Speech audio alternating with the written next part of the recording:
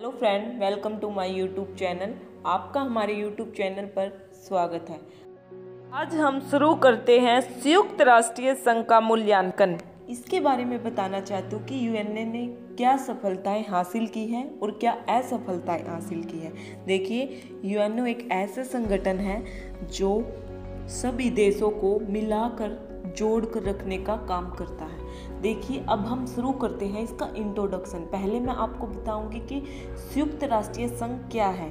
देखिए, संयुक्त राष्ट्रीय संघ एक इम्पोर्टेंट संस्था है जिसका गठन दूसरे विश्व युद्ध के बाद हुआ था, जिसमें अनेक संस्थाएं काम करती हैं। देखिए, अकेला संयुक्त राष्ट्रीय संघ नहीं काम कर सकता, सारे कामों को नहीं संभाल सकता। इसके लिए, उसकी सुविधा के लिए अनेक संस्थाएं बनी हुई हैं जो अपने अपने कामों को बखूबी निभाती हैं। इसके बाद इस संस्था का जो मुख्य लक्ष्य है वो विश्व में शांति कायम करना है, युद्धों को रोकना है। यूएनओ ने अपने कामों को इतने अच्छे ढंग से किया है कि कई समस्याएं युद्ध हुए बिना ही सुलझाई गई है। इसी प्रकार संयुक्त राष्ट्रीय संघ अपनी महत्वपूर्ण भूमिका निभाता है और विश्व में शांति कायम रखता है। अंतर्राष्ट्रीय सहयोग को बढ़ावा देने में संयुक्त राष्ट्रीय संघ अपना महत्वपूर्ण भूमिका निभाता है। लेकिन हम ये भी नहीं कह सकते कि संयुक्त राष्ट्रीय संघ के इफेक्ट नहीं है, इफेक्ट भी हैं। संयुक्त राष्ट्रीय संघ है जो उसमें कमियां भी हैं जिनको हम ठुकरा नहीं सकते, जो कि संयुक्त राष्ट्रीय संघ को कमजोर बनाती रहती है। अब संयुक्त राष्ट्रीय संघ के मूल्यांकन की परिभाषाएं। सर फ्रेडरिक शूमा ने कहा था, संयुक्त राष्ट्रीय संघ एक नए वेश में पुराना ही संघ है। वाल्टर लिपमैन के अनुसार संयुक्त राष्ट्रीय संघ का एक विश्वव्यापी संस्था के रूप में कोई भविष्य नहीं है। आगे हम बात करते हैं कि संयुक्त राष्ट्रीय संघ की उपलब्धियां और राजनीतिक कार्य। अंतर्राष्ट्रीय सहयोग सबसे पहला है अंतर्राष्ट्रीय सहयोग। जब राष्ट्रीय संघ की स्थापना हुई थी तो उसका लक्ष्य राज्यों के आपसी हितों व स्वार्थ में होने वाले टकराव को रोकने के लिए स्थापित किया गया था। लेकिन इसके विपरीत संयुक्त राष्ट्रीय संघ के चार्टर का आरंभ हम जब करते हैं तो उसमें सबसे पहले लिखा है कि हम संयुक्त राष्ट्रीय संघ के लोग। इन शब्दों से स्पष्ट हो जाता है कि संयुक्त राष्ट्रीय संघ के दरवाजे सभी के लिए खुले हैं। संयुक्त राष्ट्रीय संघ अंतर्राष्ट्रीय सहयोग को इसी प्रकार बढ़ावा देता है। जो सेकंड पॉइंट है वो है सामाजिक और आर्थिक कल्याण।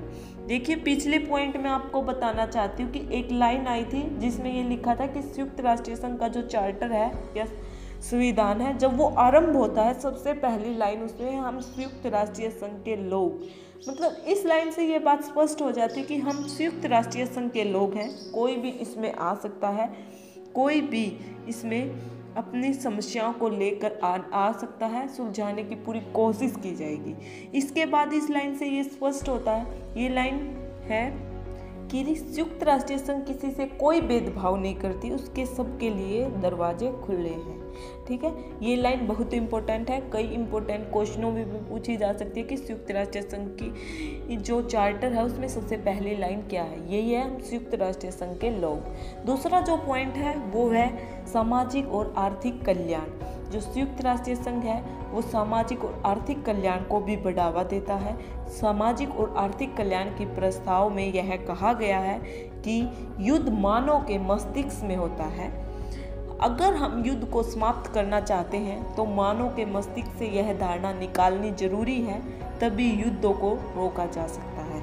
देश में गरीबी, बेरोजगारी, अशिक्षा को दूर किया जा सकता है, दूर करना जरूरी है, जिसके लिए संयुक्त राष्ट्रीय संघ अनेक कदम उठा रहा है, जैसे बाल कल्याण कोष, विश्व स्वास्थ्य संगठन, विश्व श्रमिक संगठन आदि ऐसे संगठन हैं जो मानव को युद्धों से रोकने के लिए और देशों को ऊपर उठाने के लिए कार्य करते हैं। जो तीसरा पॉइंट है वो है आर्थिक और तकनीकी सहायता। यूएनओ अनेक क्षेत्रीय संगठनों से आर्थिक व तकनीकी संगठन ने अनेक देशों को सहायता दी है। इसमें एशिया, अफ्रीका, लैटिन अमेरिका आदि देश शामिल हैं। इसी प्रकार संयुक्त राष्ट्रीय संघ अनेक देशों को आर्थिक व तकनीकी सहयोग देता है और गरीब देशों को ऊपर उठाने का कार्य करता है। जो चौथा पॉइंट है वह बच्चों की सहायता। यूएनओ है जो बच्चों की सहायता करता है। विश्व में अनेक देशों में खाली पेट बच्चे सोते हैं, उन्हें पेट पर भोजन भी नहीं मिलता और ना ही पौष्टिक आहार उनके लिए। संयुक्त राष्ट्र संघ अनेक कदम उठाती है और इसके लिए अनेक संस्थाएं बनाई गई हैं जिससे इन बच्चों की मदद की जा सके। एशिया, अफ्रीका और लैटिन अमेरिका और मध्य पूर्व के अनेक देशों में यह संस्था अपने कार्य बखूबी निभाती है। पांचवा जो पॉइंट है वो है शरणार्थियों की सहायता। जो यूएनओ है वो शरणार्थियों की सहायता करने में भी पीछे नहीं हटा है, इस कार्य में भी उसने अपना पूरा सहयोग दिया है। देखिए, द्वितीय विश्व युद्ध सन 1948 में फिलिस्तीन के बंटवारे में फलस्वरूप लाखों अरबी और यहूदी बेघर हो गए थे। संयुक्त राष्ट्र संघ की सहायता और कार्य एजेंसियों ने इन शरणार्थियों को बसाने में काफ़ी योगदान दिया है। इन संदर्भों में शरणार्थियों के लिए संयुक्त राष्ट्र संघ उच्चायुक्त कार्यालय की स्थापना भी की गई है। देखिए, इसमें भी एक इम्पोर्टेंट क्वेश्चन है कि इसके लिए संयुक्त राष्ट्र संघ मतलब यूएनओ ने शरणार्थियों के लिए एक अलग कार्यालय बनाने का काम किया है। छठा जो पॉइंट है वो है पराधीन देशों की पराधीनता। संयुक्त राष्ट्रीय संघ का यह मुख्य उद्देश्य है कि सभी देशों को समान हो, सभी देशों को स्वतंत्रता मिले। इसके लिए संयुक्त राष्ट्रीय संघ ने अनेक देशों की मदद भी की है और अनेक देशों को आज़ाद करवाया है। 1990 ईस्वी में नामीबिया ने भी दक्षिण अफ्रीका के रंगभेदी चुंगल से मुक्ति प्राप्त करके स्वाधीन हो गया था। इसमें यूएनओ ने उसकी बहुत सहायता की है, जो स्वतंत्रता पाकर अपना देश अच्छे से रहा है। जो सातवां पॉइंट है वो है स्वास्थ्य में सुधार। यूएनओ है जो यूएनओ ने स्वास्थ्य के लिए विश्व संगठन की स्थापना की है। संघ की मुख्य एजेंसियों की मदद से नशीली वस्तुओं पर प्रतिबंध लगाया गया है। इसी संदर्भों में चेचक, मलेरिया, कोढ़, टीबी अन्य गंदी बीमारियों को रोकने के लिए प्रबंध किए गए हैं। संयुक्त राष्ट्रीय संघ ने ऐसे अनेक कदम उठाए हैं जिससे विश्व में स्वास्थ्य का ध्यान रखा जा सके और उसको अच्छी तरह से लागू भी किया गया है। विभिन्न संस्थाएं अपना काम अच्छे ढंग से करती हैं। जो आठवां पॉइंट है वो है सांस्कृतिक और वैज्ञानिक और शैक्षणिक। देखिए, जो यूएनओ है उसने सांस्कृतिक, वैज्ञानिक और शैक्षणिक कार्यों में भी अपना महत्वपूर्ण योगदान दिया है, अलग अलग संस्थाएं बनाई है। नवंबर 1946 ईस्वी में अपना कार्य प्रारंभ करके यूनेस्को ने विश्व के 120 से भी अधिक राज्यों में अपने विशेषज्ञ भेजकर अनेक शैक्षणिक, वैज्ञानिक और सांस्कृतिक विकास में सहायता प्रदान की है। जनवरी 1965 से 10 वर्ष के लिए अंतर्राष्ट्रीय जातीय दर्शक मानकर उनके प्राकृतिक जल स्रोतों के उच्च उपयोग और सुधार की दिशा में अच्छे कार्य किए हैं। मतलब यहाँ से हमें पता चलता है कि यूएनओ ने हर कार्य में अपना हाथ आगे किया है। मतलब सांस्कृतिक, वैज्ञानिक और शैक्षणिक कार्यों में भी वह पीछे नहीं रहा है। अलग से संस्थाएं बनाई हैं जिनको ये काम सौंपे गए हैं कि आपको क्या क्या कार्य करने हैं। सांस्कृतिक, वैज्ञानिक, शैक्षणिक कार्यों का भी यूएनओ ने पूरा ध्यान रखा है। जो 9वां पॉइंट है वो है श्रमिकों की भलाई। अंतर्राष्ट्रीय श्रम संगठन ने श्रमिकों की भलाई के लिए अनेक कार्य किए हैं, उनके लिए कामों के घंटे निश्चित किए हैं और मालिकों के झगड़ों को निपटाने में अनेक महत्वपूर्ण भूमिका अदा की है। और इसने श्रमिकों की सुरक्षा, स्वास्थ्य और बेरोजगारी को दूर करने के लिए अनेक महत्वपूर्ण कार्य किए हैं। 10वां पॉइंट है वो है अपाहिजों की संख्या। संयुक्त राष्ट्रीय संघ ने अपाहिजों की भी सहायता की है। संयुक्त राष्ट्रीय संघ के प्रयासों से 1981 ईस्वी का वर्ष अपाहिजों का अंतर्राष्ट्रीय वर्ष के रूप में मनाया गया था। संयुक्त राष्ट्रीय संघ ने 1982 और 92 के दशक को अपाहिजों का दशक भी घोषित किया। जो 11वां पॉइंट है वह है संयुक्त राष्ट्रीय संघ और विश्व जनसंख्या। विश्व के लगभग सभी देशों में जनसंख्या में अधिकतर वृद्धि हो रही है, जो कि एक गंभीर समस्या बनती जा रही है। जनसंख्या की वृद्धि के कारण ही देशों में भूखमरी, बेरोजगारी, गरीबी बढ़ती है, जो कि बहुत बड़ी समस्या है। इसके लिए भी संयुक्त राष्ट्रीय संघ अनेक कदम उठा रहा है और अपना हाथ आगे बढ़ा रहा है मदद के लिए। विश्व जनमत का बैरोमीटर। मतलब देखिए, मैं समझाती हूँ। संयुक्त राष्ट्र संघ की महासभा के वाद विवाद से विश्व जनमत का पता चलता है। संयुक्त राष्ट्र संघ की जो महासभा है उसको पहले अंतर्राष्ट्रीय वाद विवाद की समिति कहा जाता था। संयुक्त राष्ट्र संघ में सुरक्षा परिषद की तुलना ऐसे अध्यापकों से की गई है जो लड़ने वाले बच्चों को झगड़ों को निपटाने करने का प्रयास करता है।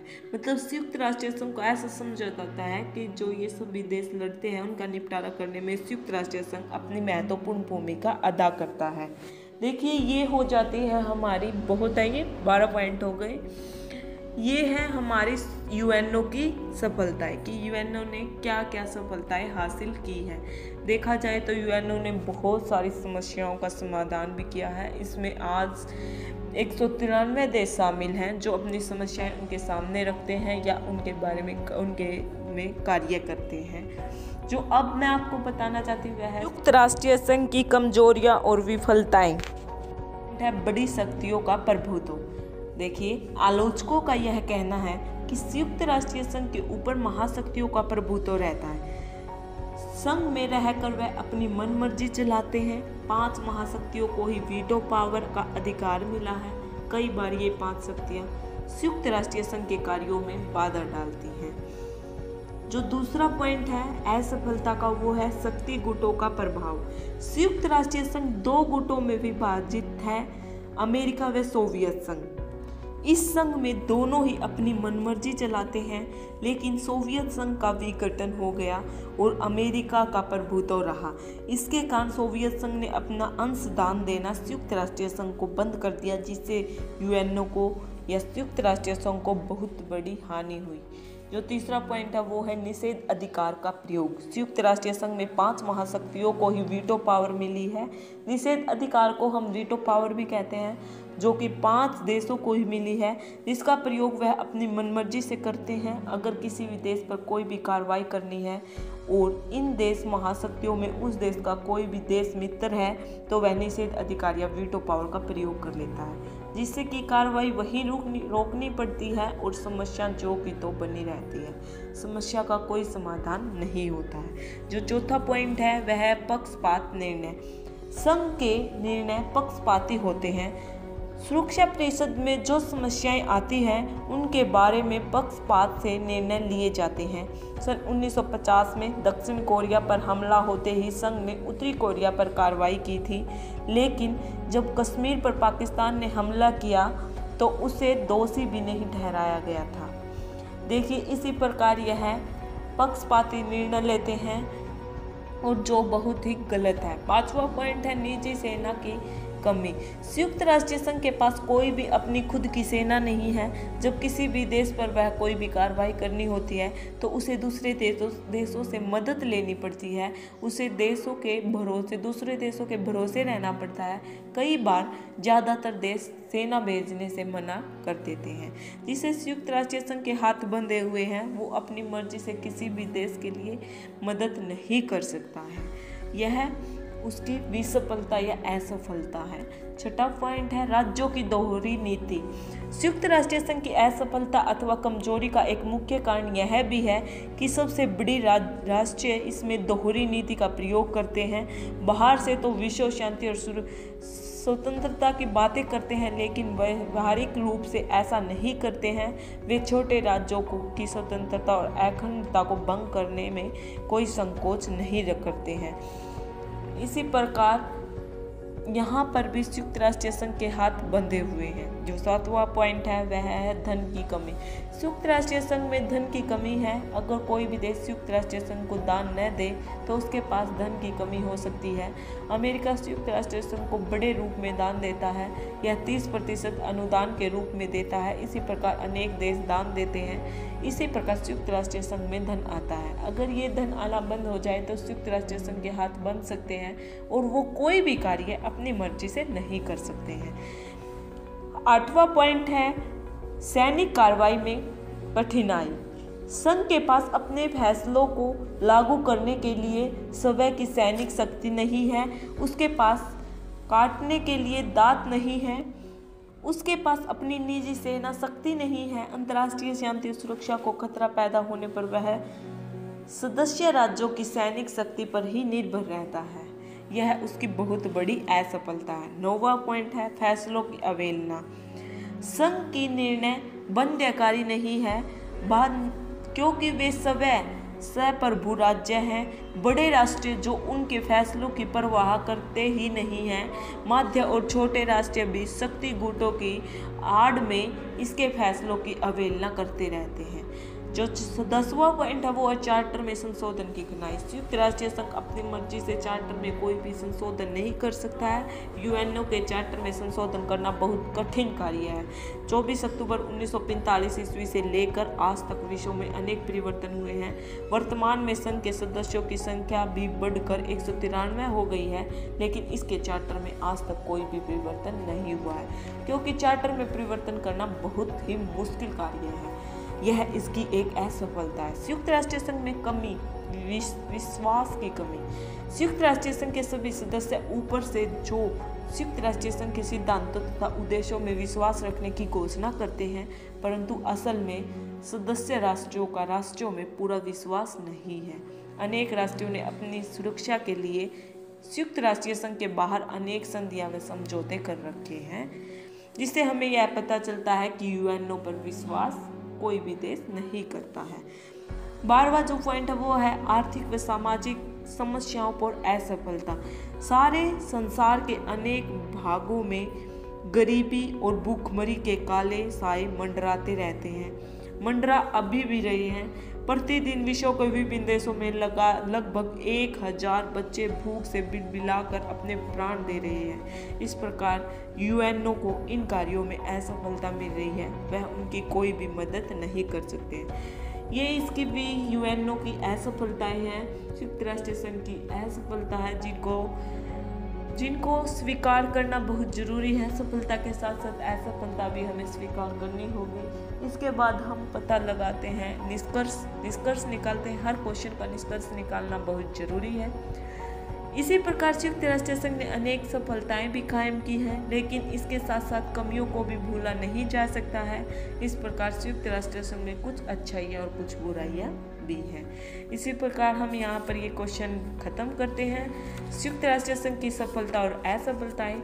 लेकिन ये क्वेश्चन ऐसा है कि संयुक्त राष्ट्र संघ में अगर कहीं से भी कोई भी क्वेश्चन आता तो ये क्वेश्चन बहुत ही ज़्यादा इम्पोर्टेंट है, सफलता और असफलताएं।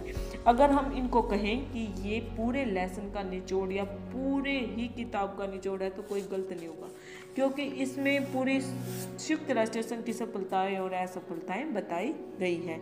तो प्लीज़ अगर आपको ये क्वेश्चन समझ में नहीं आता है या कहीं से भी कोई भी डाउट है या कहीं से भी आपको कुछ भी पूछना है तो आप कमेंट करके बताइए। और वीडियो देखने के लिए थैंक यू सो मच। हमारे चैनल को सब्सक्राइब कीजिए, हमारी वीडियो को लाइक कीजिए, शेयर कीजिए, काम की वीडियो है। Thank you so much. अगर आपको कुछ पूछना है तो प्लीज़ हमसे कमेंट करके पूछ लेना। Thank you.